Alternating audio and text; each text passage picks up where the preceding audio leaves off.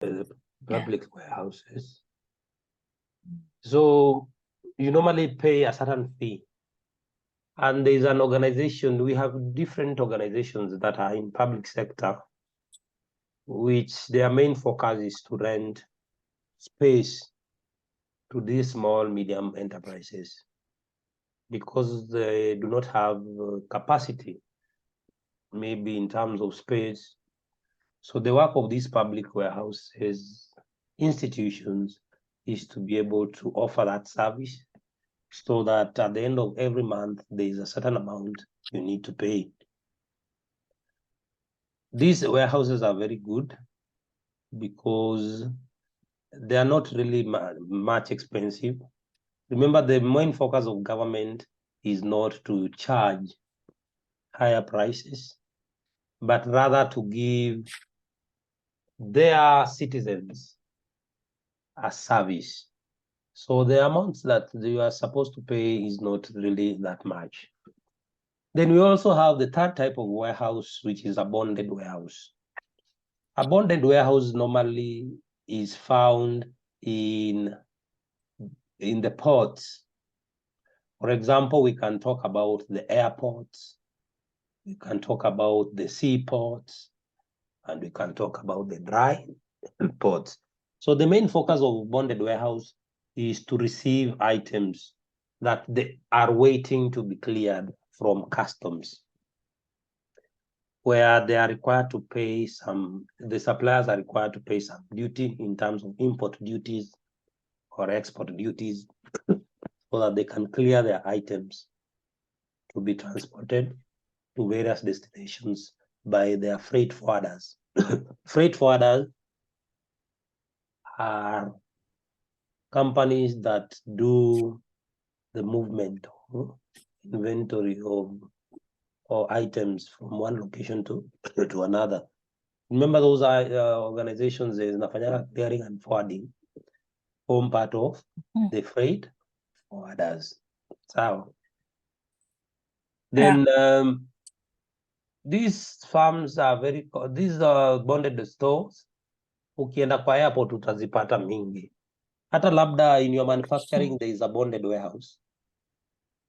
Do you have those items that are VAT exempted?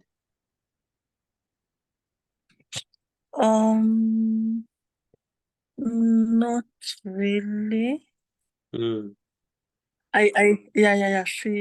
Sijaiona like products that are VAT exempted. Hamna nyinyi? Okay, kuna let me kama hii sijui ni nini green energy, there's something they were trying to exempt VAT. I can't really remember. So those items vizuri, but there's something. Lazima mtu, there is a KRA officer who is located in that area. Kazi yake ni to ensure that all the processes are followed so that you pay the duties as you wait for the items to be transported or to be imported. Then we have cooperative warehouses.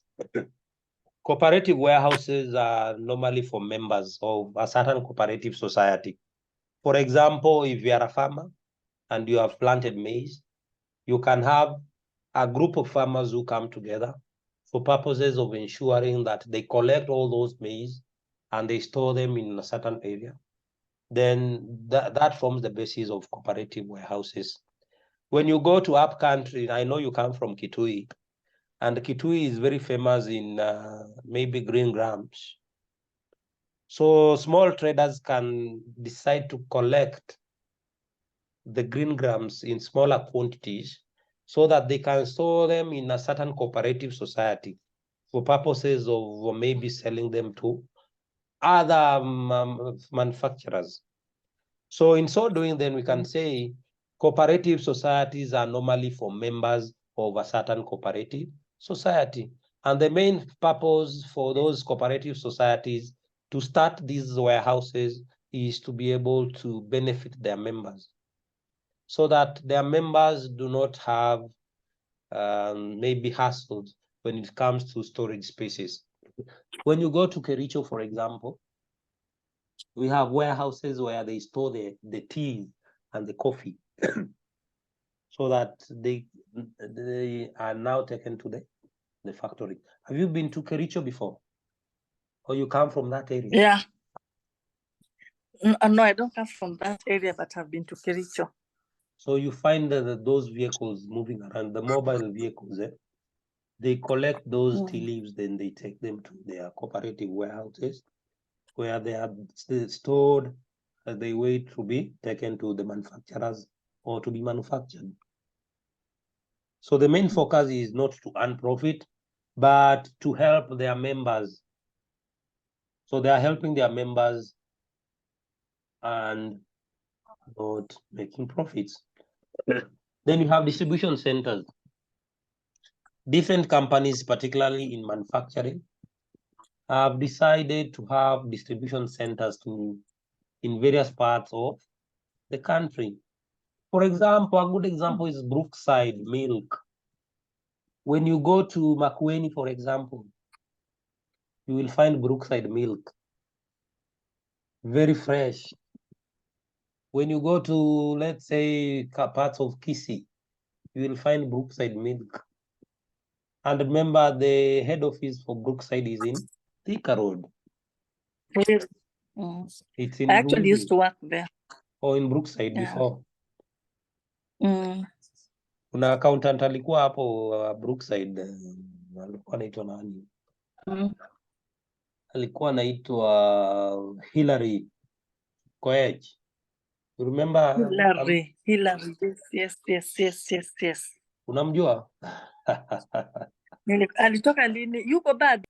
Why those products are in various parts, you find that these organizations have invested more in distribution centers as a way of ensuring that the items move faster.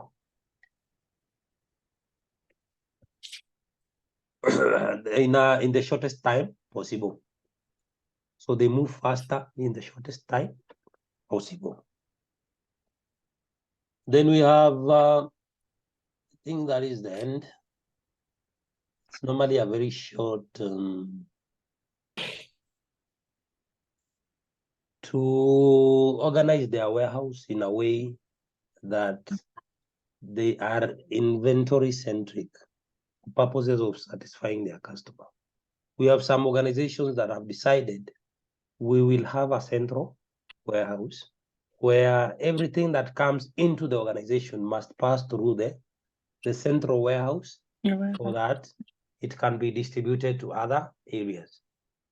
But other organizations have decided, yes, we can organize these warehouses in a way that every branch has its own small store so that those items that are very critical, instead of going to their central warehouse, they can go to their branches so that they cut on issues of cost and also reduce on material handling risks.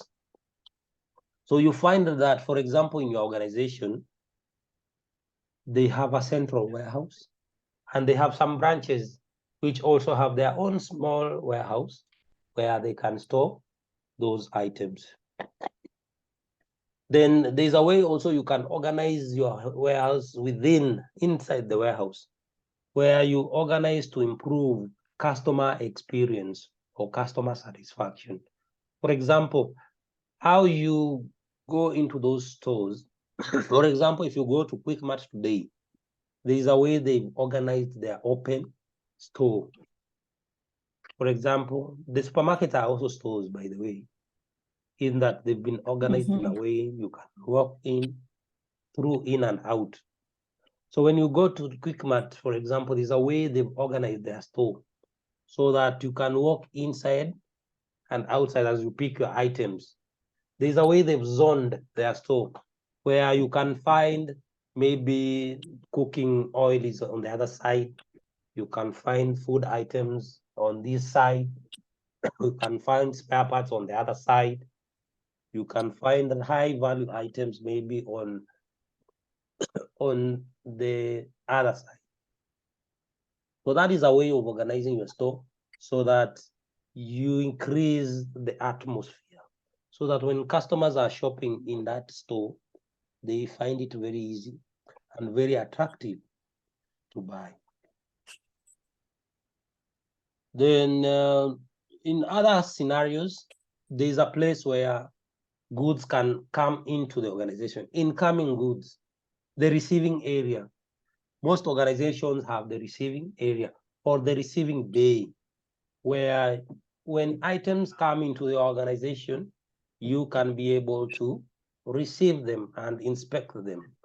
Then they will be taken to the store where they wait for dispatch. Then we have the order picking.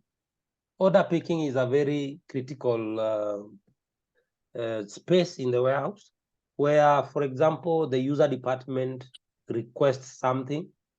You as the store officer or the store, the person in charge of the store, you can pick your items that have been shared, maybe using the requisition or maybe externally by your customers. You can order pick those items and place them in the marshalling area as they wait to be dispatched to the customer. Then we also have the dispatch area. When items are taken outside the organization, then we are saying those items are being dispatched to various users or to customers. These are very important exercise. So after picking those items, you have to dispatch them. But before you dispatch them, you take them to the dispatch area for easy movement. Then we have store area allocation. Those ones we shall talk about them when we reach, there's a topic for that. Warehousing planning, there's a topic for that. Then characteristics of a good warehouse. So we have different characteristics or an ideal warehouse. Number one, a warehouse should be located at a convenient place.